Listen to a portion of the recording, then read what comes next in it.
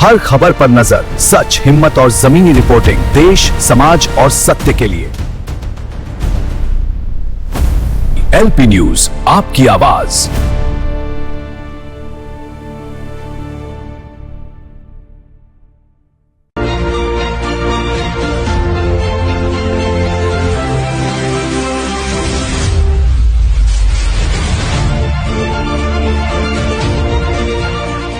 नमस्कार, आपका स्वागत है।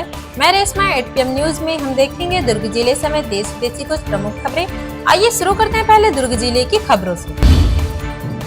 भिलाई 3 स्थित चंदूलाल चंद्राकर व्यवसायिक परिसर में आज स्वर्गीय चंदूलाल चंद्राकर की पुण्यतिथि मनाई गई। पूर्व मुख्यमंत्री भूपेश बघेल ने उनकी प्रतिमा पर माल्यार्पण कर श्रद्धांजलि अर्पित की। भूपेश बघेल ने कहा कि चंदूलाल चंद्राकर दूरदर्शी नेता थे, जिन्होंने अपने निधन से एक दिन पहले ही छत्तीसगढ़ राज्य की गठन की भविष्यवाणी कर दी थी। उन्होंने बताया कि वर्ष 2000 में उत्तराखंड और झारखंड के साथ छत्तीसगढ़ राज्य का गठन होना उनकी सोच और दूरदृष्टि का प्रमाण है। कार्यक्रम में मौजूद नेताओं ने पत्रकारिता, राजनीति और छत्तीसगढ़ राज्य निर्माण में उनके योगदान को याद किया। दुर्ग जिले में पुलिस द्वारा चलाए गए विशेष अभियान के तहत 202 खोए हुए मोबाइल फोन बरामद कर उनके वास्तविक मालिकों को सौंपे गए। इन मोबाइल फोन की कुल कीमत करीब 60 लाख रुपए आंकी गई है। पुलिस कंट्रोल रूम सभागार में आयोजित कार्यक्रम के दौरान एसएसपी विजय अग्रवाल ने मोबाइल फोन उनके मालिकों को लौटाए। मोबाइल वापस मिलने के बाद लोगों के चेहरे पर खुशी साफ नजर आई। ये मोबाइल छत्तीसगढ़ के कई जिले सहित अन्य राज्यों से भी खोज कर लाए गए हैं। पुलिस ने नागरिकों से अपील की है कि मोबाइल खोने या चोरी होने की स्थिति में तुरंत CEIR पोर्टल पर रजिस्ट्रेशन कराएं और स्थानीय थाने में जानकारी साझा करें। दुर्ग जिले में सोशल मीडिया पर रील बनाने को लेकर पति पत्नी के बीच चल रहे विवाद ने एक परिवार को तबाह कर दिया। भिलाई की छावनी इलाके में 2 बच्चे की मां अंजलि साव ने फांसी लगाकर अपनी जीवन लीला समाप्त कर ली। अंजलि इंस्टाग्राम पर काफी एक्टिव थी। रील और वीडियो बनाना अंजलि का शौक था, लेकिन पति पप्पू शाह को यह बिल्कुल पसंद नहीं था। इसी बात को लेकर दोनों के बीच लंबे समय से विवाद की घटनाएं सामने आ रही थी। घटना वाले दिन पति काम पर गया हुआ था और बच्चे ट्यूशन। लौटने पर मां को पंखे से लटका देख बच्चों ने शोर मचाया। सूचना मिलने पर छावनी पुलिस मौके पर पहुंची। शव को नीचे उतारकर पोस्टमार्टम के लिए भेजा गया। फिलहाल पुलिस मर्ग कायम कर पति और मोहल्ले वालों से पूछताछ कर रही है। दुर्ग जिले के थाना छावनी क्षेत्र में गुम हुए मोबाइल फोन के जरिए UPI फ्रॉड का बड़ा मामला सामने आया है। प्रार्थी संतोष कुमार के MI मोबाइल फोन के गुम होने के बाद आरोपी ने फोन पे ऐप का गलत इस्तेमाल कर 1,23,900 रुपए अन्य खातों में ट्रांसफर कर दिए। तकनीकी जांच में ठगी की रकम बिहार के कैमूर जिले के आरोपी सचिन किस्पोट्टा के खाते में पहुंचने का खुलासा हुआ। पुलिस ने विशेष टीम गठित कर बिहार से आरोपी को गिरफ्तार किया, जिसने पूछताछ में अपराध स्वीकार कर लिया। आरोपी को न्यायिक रिमांड पर जेल भेज दिया गया है। पुलिस ने नागरिकों से मोबाइल गुम होने पर तुरंत सिम और UPI ब्लॉक कराने की अपील की है। दुर्ग पुलिस ने नशे के काले कारोबार पर एक बार फिर करारा प्रहार किया है। जामुल थाना पुलिस की मुस्तैदी से छावनी इलाके में गांजा तस्करी का खुलासा हुआ है, जहां 2 आरोपी रंगे हाथों पकड़े गए। मुखबिर से मिली पुख्ता सूचना के आधार पर जामुल थाना पुलिस ने त्वरित कार्रवाई करते हुए तिरंगा चौक के पास घेराबंदी की। पुलिस को देखकर आरोपी भागने लगे, लेकिन सतर्क जवानों ने मौके पर ही दोनों को दबोच लिया। तलाशी में करीब 1.5 किलो गांजा, नगद रकम और मोबाइल फोन बरामद हुआ। पकड़े गए आरोपियों के खिलाफ NDPS एक्ट के तहत मामला दर्ज कर उन्हें जेल भेज दिया गया है। पुलिस अब जांच कर रही है कि इस तस्करी नेटवर्क के तार और कहां-कहां जुड़े हैं।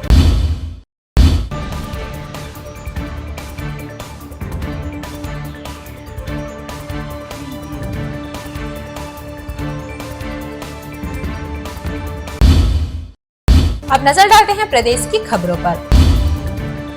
उप मुख्यमंत्री अरुण शाह ने रतनपुर में माघी पूर्णिमा एवं आदिवासी विकास मेला 2026 का शुभारंभ किया। कार्यक्रम के दौरान उन्होंने ऑडिटोरियम निर्माण के लिए 2 करोड़ रुपए और नगर पालिका भवन में बाउंड्री वॉल निर्माण के लिए 20 लाख रुपए देने की घोषणा की।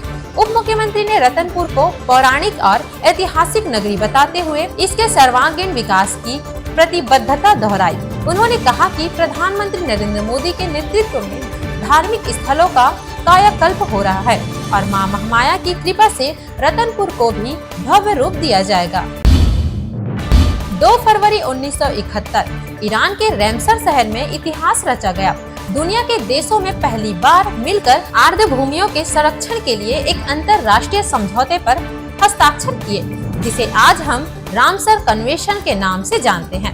दलदल, झीलें और जलाशय सिर्फ पानी नहीं बल्कि जैव विविधता, प्रवासी पक्षियों और जल संतुलन की रीढ़ है। बढ़ते शहरीकरण और औद्योगिकरण ने इस संवेदनशील क्षेत्रों को सबसे ज्यादा नुकसान पहुंचाया। आज जरूरत है विकास और संरक्षण के बीच संतुलन बनाने की। छत्तीसगढ़ के लिए यह गर्व का क्षण है कि बिलासपुर का कोपरा जलाशय राज्य की पहली रामसर साइट बना है। यह जलाशय सिंचाई, पेयजल और दुर्लभ पक्षियों का सुरक्षित ठिकाना है। विशेषज्ञ साफ कहते हैं कि अगर आर्द्र भूमियां बचेगी तभी पानी बचेगा और तभी जीवन बचेगा। छत्तीसगढ़ के गरियाबंद जिले से एक बार फिर तनाव की खबर सामने आई है। जानकारी के मुताबिक यह विवाद 1 साल पहले मंदिर में शिवलिंग खंडित किए जाने की घटना से जुड़ा है। मुख्य आरोपी आरिफ हाल में ही जमानत पर जेल से बाहर आया था। आरोप है कि उसने अपने साथियों के साथ शिकायतकर्ता और गवाह युवकों को धमकाया और उन पर रॉड व पत्थरों से हमला किया। घटना के बाद गांव में आक्रोश फैल गया और देखते ही देखते पथराव व आगजनी शुरू हो गई। पुलिस पर भी हमला किया गया, जिनमें एक जवान गंभीर रूप से घायल हुआ। हालात को काबू में करने के लिए भारी पुलिस बल तैनात किया गया है। छेखदान विकास खंड से लगभग 11 किलोमीटर दूर स्थित ग्राम टोपा मड़वा भाटा बुजबुजी में माघ पूर्णिमा के अवसर पर पारंपरिक आदिवासी मेले का आयोजन किया गया। 3 दिनों तक चले इस मेले में आसपास के ग्रामीण क्षेत्रों सहित दूर दराज से बड़ी संख्या में श्रद्धालु पहुँचे। मान्यता है कि बुजबुजी कुंड में स्नान करने से खुजली, दांत सहित अन्य चर्म रोग से राहत मिलती है। इसी विश्वास के चलते कुंड में स्नान करने वालों की भारी भीड़ देखी गई। मेले में पारंपरिक पूजा पाठ, लोक अनुष्ठान और आदिवासी रीति रिवाजों की झलक देखने को मिली।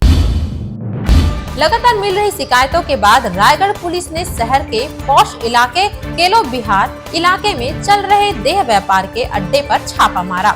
एसएसपी शशि मोहन सिंह के निर्देश पर एवं सीएसपी मयंक मिश्रा के नेतृत्व में चक्रधर नगर थाना और साइबर सेल की संयुक्त टीम ने सटीक रणनीति के तहत यह कार्रवाई की। रेड के दौरान किराए के मकान से 2 मुख्य आरोपियों को गिरफ्तार किया गया।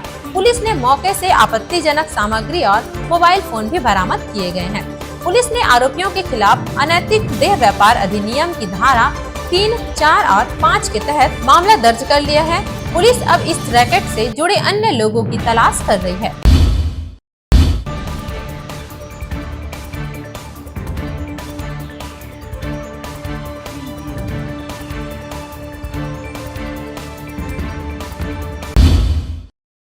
अब नजर डालते हैं देश विदेश की खबरों पर। राष्ट्रपति भवन स्थित अमृत उद्यान 3 फरवरी 2024 से 31 मार्च 2026 तक आम जनता के लिए खुला रहेगा। उद्यान सप्ताह में 6 दिन सुबह 10 बजे से शाम 6 बजे तक खुला रहेगा, जबकि सोमवार को यह बंद रहेगा। ऑनलाइन बुकिंग के जरिए फ्री एंट्री मिलेगी और विजिटर्स 145 किस्म के गुलाब, ट्यूलिप, झरना और रिफ्लेक्सोलॉजी गार्डन का आनंद ले सकेंगे और शाम 5 बजे के बाद एंट्री नहीं मिलेगी। सुरक्षा के मद्देनजर विजिटर्स मोबाइल फोन, पर्स, पानी की बोतल और शिशुओं के लिए दूध की बोतल ले जा सकते हैं। पर्यटकों की सुविधा के लिए केंद्रीय सचिवालय मेट्रो स्टेशन से शटल बस सेवा भी उपलब्ध कराई गई है। एसआईआर मामले में कथित विसंगतियां और प्रताड़ना का आरोप लगाते हुए पश्चिम बंगाल की मुख्यमंत्री ममता बनर्जी दिल्ली पहुंची। बंग भवन के बाहर ममता ने दिल्ली पुलिस पर परिवारों को डराने, धमकाने और कड़ी निगरानी रखने का आरोप लगाया। ममता बनर्जी के साथ वे परिवार भी थे जिन्हें एसआईआर में मृत घोषित कर दिया गया था, जबकि वे जीवित हैं। साथ ही वे परिवार भी शामिल थे जिनके परिजनों की एसआईआर के दौरान मौत हुई। ममता ने साफ कहा, हम प्रदर्शन करने नहीं आए हैं, हम सुप्रीम कोर्ट में इंसाफ मांगने आए हैं, लेकिन हमारे लोगों को परेशान करना किसी भी हाल में बर्दाश्त नहीं किया जाएगा। सोमवार सुबह मध्य प्रदेश के पचमढ़ी स्थित सेनेरिटी होटल में अचानक सिलेंडर ब्लास्ट हो गया। धमाका इतना तेज था कि होटल की दीवार गिर गई और फर्नीचर क्षतिग्रस्त हो गया। हादसे में महाराष्ट्र के बुल्ढाना से आए एक ही परिवार की महिला, पुरुष और बच्चे समेत 4 पर्यटक घायल हुए। इसके अलावा होटल के 2 कर्मचारी भी इस विस्फोट में घायल हुए। सूचना मिलते ही पुलिस और प्रशासन की टीम मौके पर पहुंची। सभी घायलों को अस्पताल में भर्ती कराया गया है, जिनमें से 2 की हालत गंभीर बताई जा रही है। पुलिस ने होटल को सील कर जांच शुरू कर दी है। अमेरिका के 22 से अधिक शहरों में बांग्लादेश में अल्पसंख्यकों पर हो रहे कथित हिंसा के खिलाफ बड़े पैमाने पर शांतिपूर्ण रैलियां निकाली गई।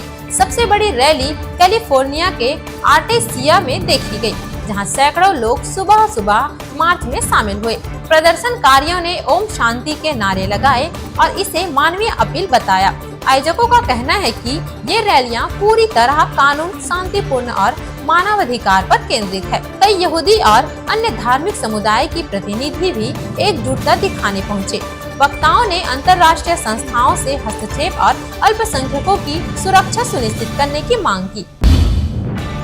पाकिस्तान के बलूचिस्तान में हालात तेजी से बेकाबू होते जा रहे हैं। बलूच लिबरेशन आर्मी ने दावा किया है कि हालिया हमलों में करीब 50 लोगों की मौत हुई है। संगठन ने 2 महिला हमलावरों की तस्वीर भी जारी की है। BLA के मुताबिक इनमें से एक महिला की पहचान 24 साल की आसिफा मेगल के रूप में हुई है। दूसरी महिला हमलावर की पहचान अब तक सामने नहीं आई है। बलूच विद्रोहियों का दावा है कि उन्हें स्थानीय जनता का पूरा समर्थन मिल रहा है। बलूचिस्तान पाकिस्तान का सबसे बड़ा लेकिन सबसे गरीब प्रांत है, जहां आजादी और स्वायत्तता की मांग सालों से हिंसक संघर्ष का रूप ले चुकी है।